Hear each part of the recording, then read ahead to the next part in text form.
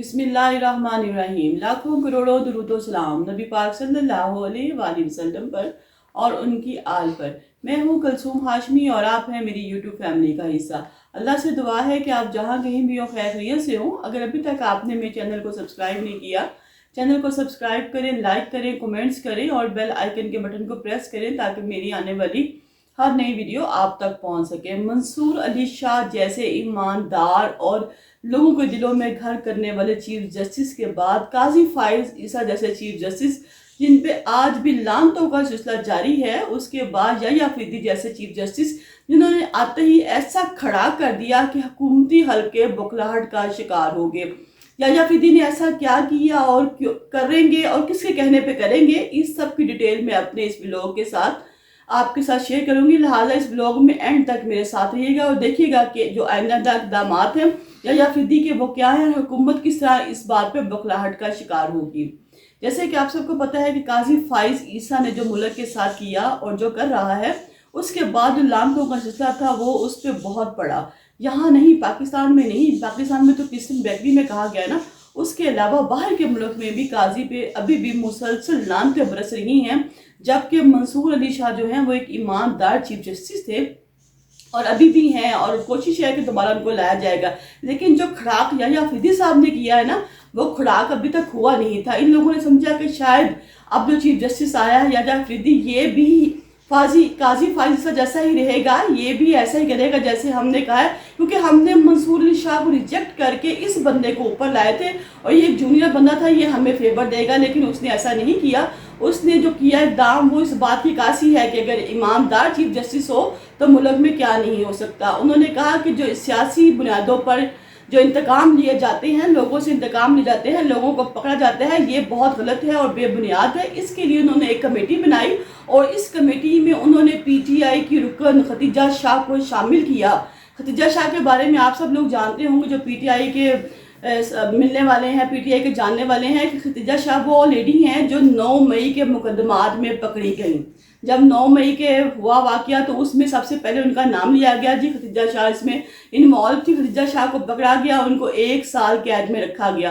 कैद में रखने के बाद जब उनको छोड़ा गया तो अभी भी उन पे दहशतगर्दी के बहुत से मुकदमात हैं और बताया जाता है कि 9 मई के हवाले से जो दहशतगर्दी हुई उसमें खतीजा शाह का नाम सर फहरिस्त था। अगर 9 मई के वाकयात की वजह से उनको फिर भी रिलीफ दी गई है, उनको छोड़ा गया है और अब वो जो है वो कमेटी का हिस्सा है और इस कमेटी का जो हिस्सा बनाया है वो याह्या अफरीदी ने बनाया है, तो इसका मतलब है कि उनके जो नजरियात हैं याह्या अफरीदी साहब के वो बिल्कुल बरक्स हैं 9 मई के हवाले से।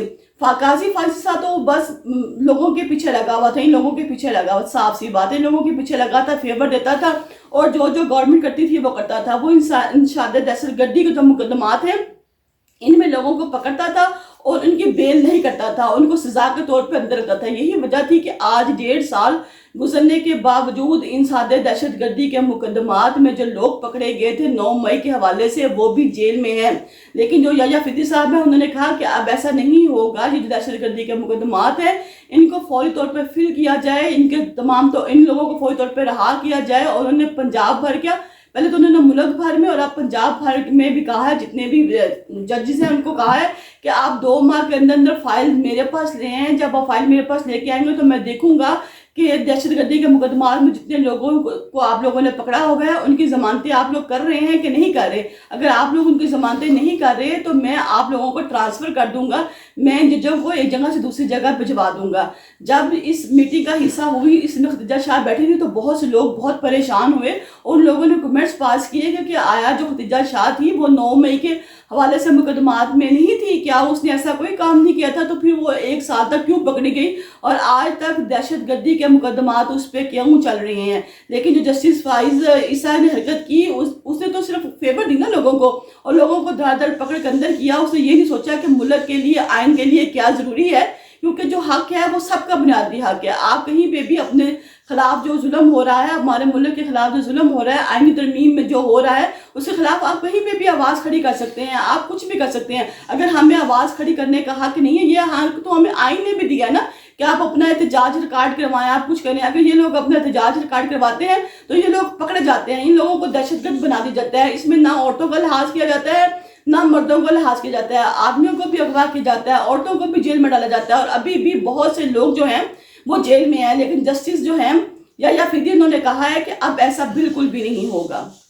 वो कह रहे हैं कि जितने भी लोग पकड़े गए हैं इन सबको रहा किया जाए। और इस सब के पीछे जो है मंसूर शाह साहब हैं, उन्होंने कहा था कि जब मैं अपनी आऊँगा चीफ जस्टिस बनूंगा तो मैं सबसे पहले ये इकदाम करूंगा कि मैं जो लोग पकड़े गए हैं और जो सियासी बुनियादों पर इंतकाम लिया जाता है, लोगों को निशाना बनाया जाता है और लोगों को पकड़ा जाता है, काजी फाजिल साहब इसका सबसे अहम पटू था। वो जो भी सियासी इंतकाम होता था उसको साथ गवर्नमेंट के साथ मिलकर लोगों को पकड़ लेता था और इन लोगों को जेल में डाल देता था और इनके खिलाफ किसी भी किस्म की कोई भी जमानत मंजूर नहीं करता था। लेकिन याहिया अफरीदी साहब ने कहा है कि अब ऐसा नहीं होगा। जेलों की जो इस्लाह है उसमें भी खतीजा शाह जो है वो साथ शामिल रहेंगी, वो तमाम काम करेंगी क्योंकि वो जानती हैं कि क्या क्या प्रॉब्लम्स हैं। और जब गवर्नमेंट ने दूसरे लोगों ने देखा है कि जो खतीजा शाह हैं वो इस कमेटी का हिस्सा बनी हुई है, उनकी तस्वीरें अपलोड हुई तो सब लोग बहुत परेशान होगी कि लगता है याहिया अफरीदी साहब जो है वो अब उनके हाथ से निकल चुके हैं, वो हरगिज़ ऐसा काम नहीं करेंगे जिसकी वजह से उन पे बाद में भी लानते पड़े, जैसे कि काजी फाजिल साहब पे बार बार पड़ रही हैं।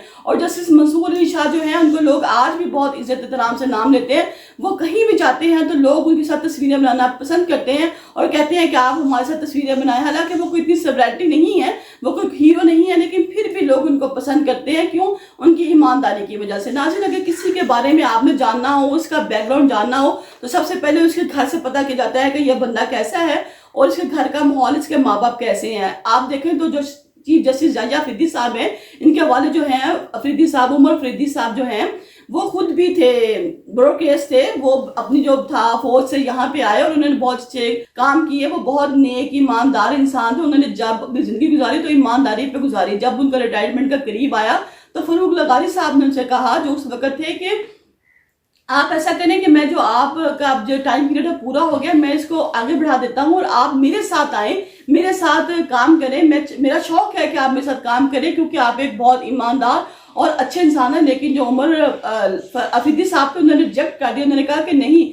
अब मैं और काम करना नहीं चाहता। और जिस दिन उन्होंने रिजाइन किया उसी दिन ही उन्होंने जो गवर्नमेंट का था, हुकूमत की तरफ से उनको मिला हुआ था और घर मिला हुआ था, उसी टाइम फारिग कर दिया और कहा कि जब मैं जॉब पे नहीं हूँ, जब मैं ड्यूटी पे नहीं हूँ तो मैं इस घर का भी संभाल नहीं करूंगा। वो एक ईमानदार बाप के जो है बेटे हैं। देखें अब गवर्नमेंट के साथ मिलके अल्लाह ना करे कि वो कैसे इकदाम करें, क्योंकि लोगों की बहुत सी उम्मीदें अब याहिया अफरीदी के साथ हो गई हैं। वो इस वजह से कि जो उन्होंने ये इकदाम किया है, खतीजा शाह वाला की है और ये कहा है कि जो बदले लिए जाते हैं, इंतकामी कार्रवाइयाँ की जाती हैं, लोगों को जेलों से रहा नहीं किया जाता और कहा जाता है कि जी इनके खिलाफ किसी भी किस्म की कोई भी सबूत मिले उनको हटा दो, इनको खत्म कर दो। उन्होंने कोशिश की है कि अभी सारे जो काम है ये खत्म कर दिया जाए और लोगों को जो है वो रहा किया जाए, लोगों को छोड़ा जाए। और उन्होंने ये भी कहा है बाकी तमाम जजेस से कि वो 2 माह के अंदर मुझे रिपोर्ट करें और अगर मैं देखूंगा कि ये रिपोर्ट जो है वो ठीक नहीं है, आप लोगों ने अभी भी इस पे काम नहीं किया, तो मैं आप सब जजेस का ट्रांसफर कर दूंगा। मेरी दुआ है कि अल्लाह ताला जो चीफ जस्टिस है इनको ऐसे ही नेकी की हिदायत देता रहे और ये हमारे मुल्क के लिए और इंसाफ के लिए काम करें।